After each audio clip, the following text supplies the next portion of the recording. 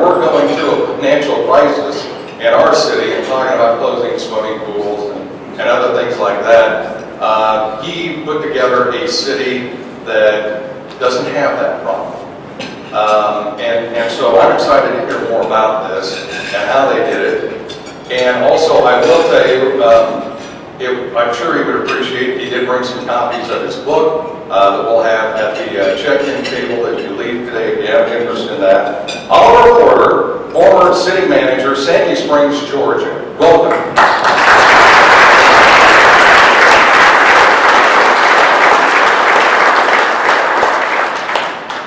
Thank you. It's a real pleasure to be with you. I think it's my first time to visit Lincoln, actually, and it's been a pleasure so far. I want to talk to you today about an alternate form of local government. When I say local government, I mean cities or counties, boroughs, or whatever you have in your area.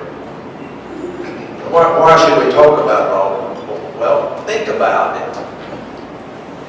How many things do we do in our lives today the way things were done 100 years ago?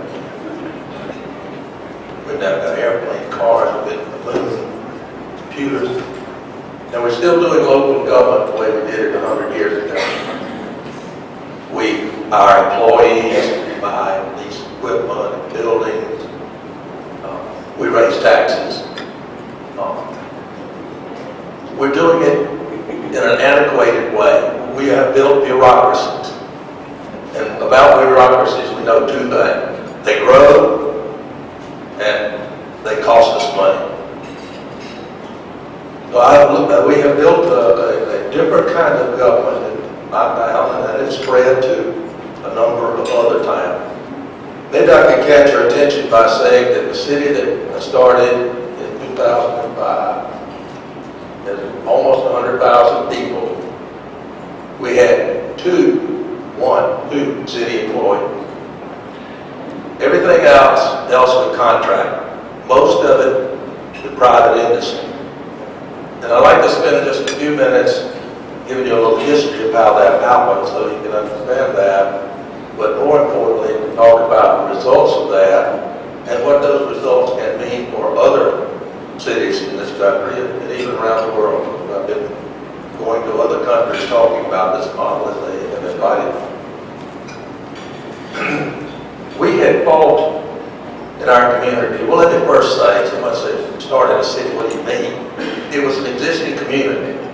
It was an unincorporated area of Fulton County, which is the largest county in Georgia, about 900,000 population in Fulton County, over 60 miles long, divided into the north and the south regions, split in the middle by the city of Atlanta. 2/3 of Atlanta is in Fulton County also. So we had been in the position of being in this unincorporated area and just basically grossly mistreated by the county for many, many years. For almost 30 years, leaders in our community sought permission to form a new city. And in Georgia, local government is a function of the state legislature. They can create cities, they can destroy cities, they can change their charter without your permission. If you are breach of legislation, we had to go to the legislature to get permission. And actually all we were asking for was permission to have a referendum, let our city citizens vote on whether they wanted to have a city or not. And that had been thwarted for those 30 years by the party that had been in control of Georgia for over 100 years. Controlling both the governorship, Senate, and the House. And they told us we would never, ever have a city. And the Speaker of the House said, over my dead body, one of the senators said, well, Sandy Springs will be a city where pigs fly. He learned to root those words. We had thrown them back at it any time. But we had petitioned and petitioned. Finally, I was asked to join the committee about 8 years before the city started. And one of the first questions I began to ask was, well, yeah, it's great that we have such a good lobbying effort, but what kind of city would we actually have? And somebody really knew, said, well, we need to have a charter. Why do we have a charter? Well, we want to form a charter commission. Why don't you do that? So I organized and chaired a charter commission. We never had the opportunity to do that That's one thing. That was about, on a much smaller scale, of course, but it was about like our forefathers writing the Constitution. There had not been a new city formed in Georgia in 50 years. It didn't have much of a guideline.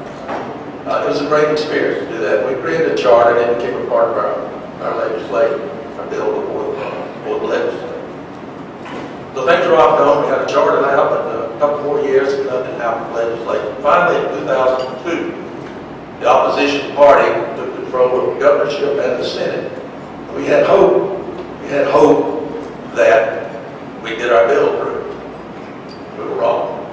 But at one of those meetings that we were talking about, I raised the question again, well, okay, we've got a charter, but how do we actually implement this? And again, everyone said, well, let's just focus on passing the bill. So I went home from that meeting in sort of frustration, took out a pad and paper, and created a plan for starting the city, per charge, time, tables, what functions would be in the city, that sort of thing. Very rudimentary, but I brought it back in the next meeting and they passed it, and we didn't get the bill, and I forgot about it. Next year, voted for a bill, updated the plan, and date on it, passed it, nothing happened. Suddenly in 2004, November 2004, the opposition party took the House office. And we were told, your bill is going to be number one in the hall. So suddenly we now really are going to have a city. And it's January, we've got to have a city December 1st. The bill won't be passed for months. The referendum, if it is passed, won't be until June. And we've got to have a city. And so once again, they sort of looked around and realized, we're like the dog called a train, got it. What do we do with it? And they said to me, and where's that plan? Can you take responsibility for starting the city? And I said, 2 conditions. I want a title because I'm having trouble getting people to even listen to me. To give me a title, call me interim city manager, do it. But second, and most important, we have no time. Cannot run this by committee. You have to turn me loose and let me go if you want me to do this. Very reluctantly, they agreed to that.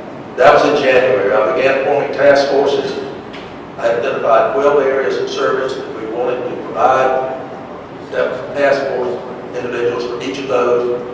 Gave them a charge, a 4-part charge. 1, what is the county now doing? What is the current level of service?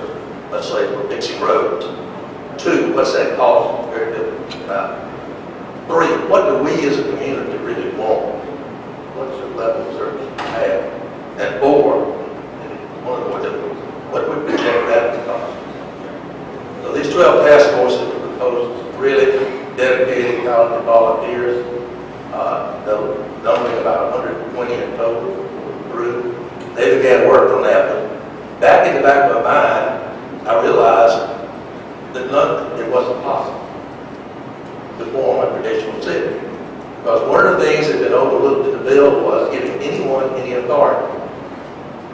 No one in the city had the authority to hire anyone, buy anything, lease anything, make a contract until the moment the city was started. We had to have a city of almost 100,000 people running, and the moment before that, you had no authority to do it. So my dilemma was, how do I start this new city? Task force was joking away as if we're going to do it, but it isn't possible. So I began to look for alternatives, and I suppose it was my corporate background that led me to look to private industry. Having been I was vice president of AT&T, a large company, I realized what resources a large company could bring to bear. So I began to think about the idea of maybe I could contract all of this work. So I sat down and wrote a letter privately to 24 major national and international companies, the CEOs and presidents, I do enough in my corporate life to know decisions large, I'll start at the bottom. And I asked them 2 questions in a simple letter. 1, here are 12 services. Where have you done any of these for local government, state, military, anyone? Where have you provided the service? That was an easy question. Question number 2 was, would you be willing to spend millions of dollars in resources necessary to start our city without a contract? Because I can't give you one. Now that's not a question designed for the parties. But surprisingly, I got 12 responses, 24 letters. I got form response and said, we got your letter covered instantly. But I got 12 reasonably positive responses, and the company said, we have done one or more of these. There's none of them claimed to have done majority of the services. I didn't expect them to. But there were enough that said, we have done it to give me faith that it could be done. And with regard to the second question, when you do it without a contract, nobody said yes. I see you're very surprised at that. But several of them said things like, well, we can talk, we can negotiate, whatever. I took that as a yes. And I actually went to my basement office in my home and began to write RFP. Most of you know what that means. That's request to propose. That's the document that describes to the companies what you're asking them to bid on and what the rules for that are. So I began writing these massive RFP to create a contract city. No one, except maybe 2 or 3 people who would interview what applied. The bill passed in April, the governor signed it in May, and the referendum was June 8th.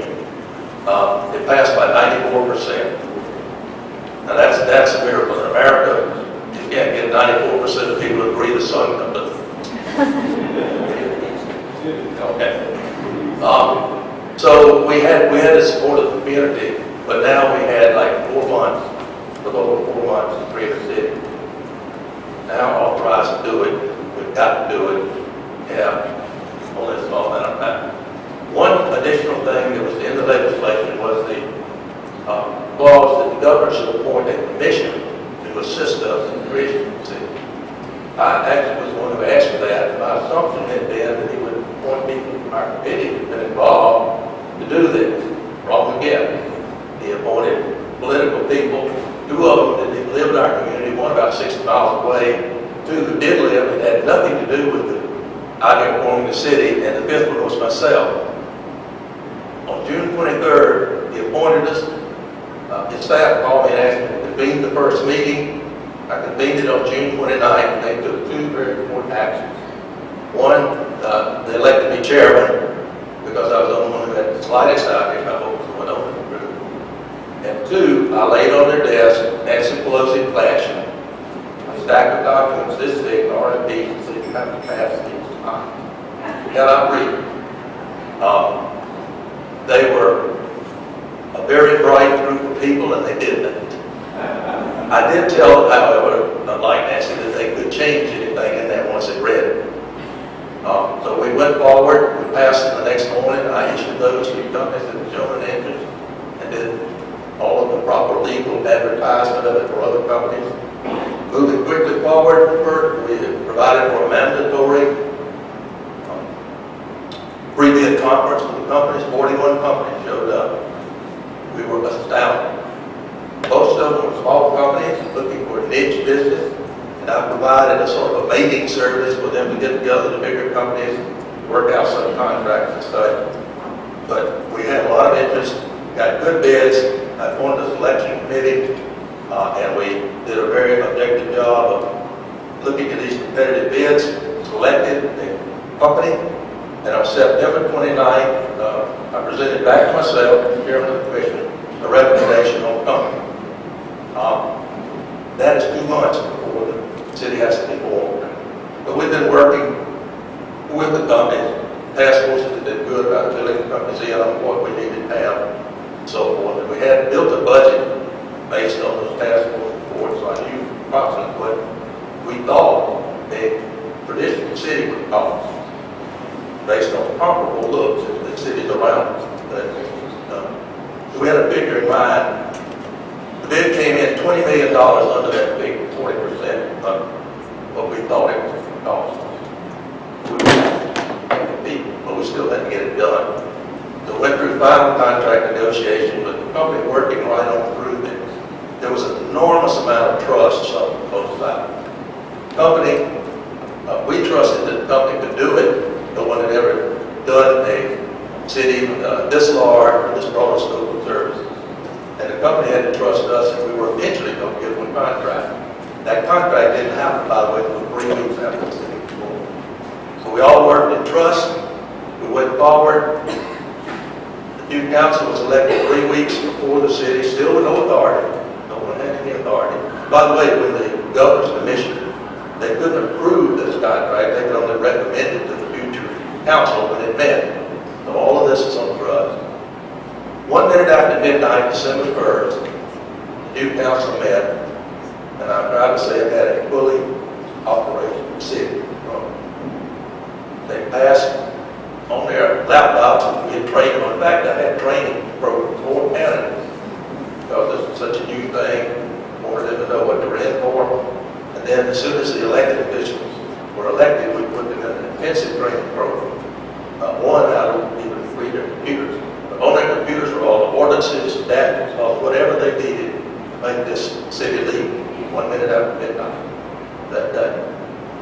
We had a city of large city. We had 2 employees, a deputy city manager, and required by Constitution, a clerk of the board, and a city clerk. We found out that one had 2 employees. We had not even hired a city manager. We wanted to wait until we had the thing going to do a nationwide search for the very best city manager to find the country. And he didn't come on board for several months in the city. Those action points. So what's been the result of all that? That's a lot of history. The result of that has been an extraordinary success. I define success in government in 2 ways: efficiency and responsiveness needs to be. From an efficiency standpoint, after 10 years, celebrating our 10th anniversary, the city of Sandy Springs, which remember in 2005 was just when the recession was about to happen. All these cities, governments have gone into trouble financially. Some of them went bankrupt. Detroit being the big example. All of that happening in cities, most of them in trouble because of the pension funds, of the benefits.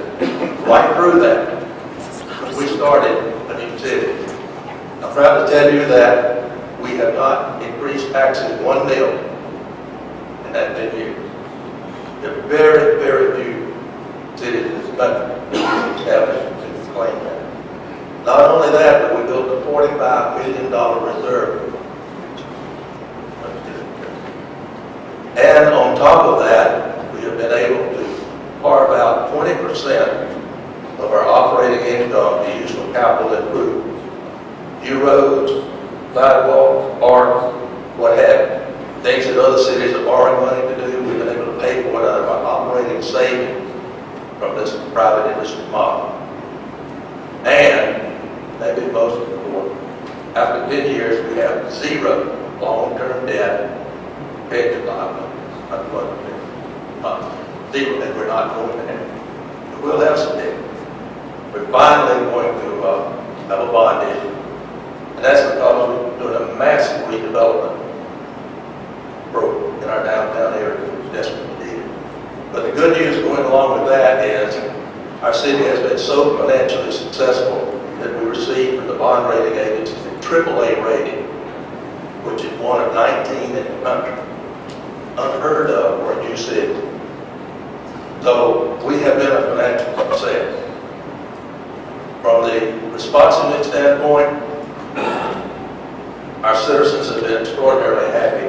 We have a member here who lived in that area during the time of creation, right in front of me.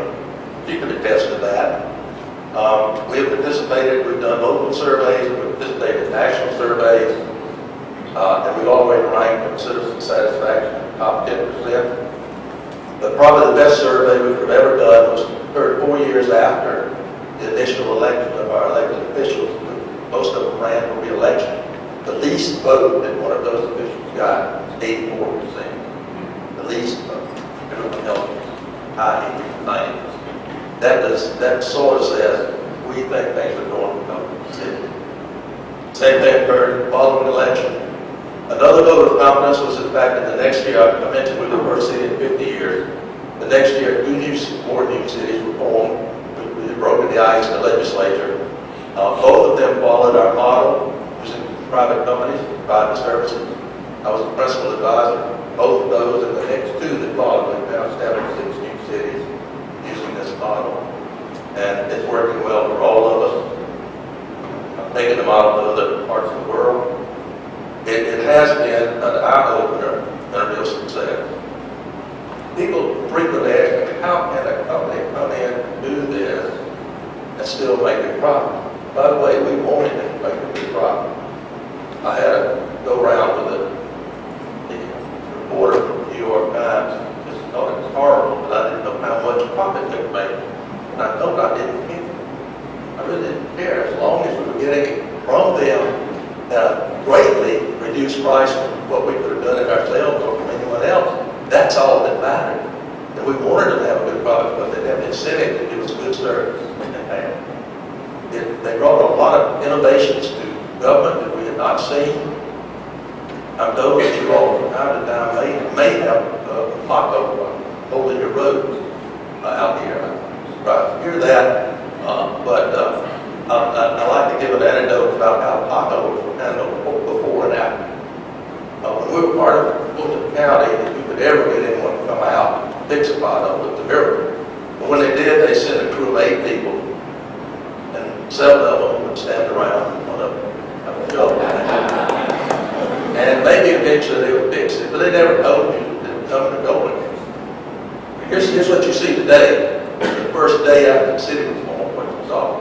You called, I want to talk to you about our responses, but when you called in, the work order was generated by the person who answered the phone, and a live person answered the phone 24/7. That there would be a team out, and they would tell you, you will get a response within 2 days, tell you when we'll be there. The team would come out, 2 people. They had shirts that said Sandy Springs. There's a truck that had a magnetic sign that says Sandy Springs. They fixed the pothole. We got a response. It was done. Tomorrow, same 2 guys. Daybreak City, John's Creek. John's Creek on his shirt. John's Creek on his truck. Same 2 guys, same truck. Here's the 3rd day. Same 2 guys, same truck in a private parking lot somewhere, paving parking lot for a company.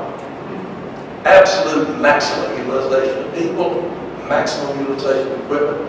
We as a city own no equipment. Which means we don't have a maintenance shed, we don't have warehouse parts, we don't have to pay for anything. It's all part of the contract. We own no building. It's all part of the contract.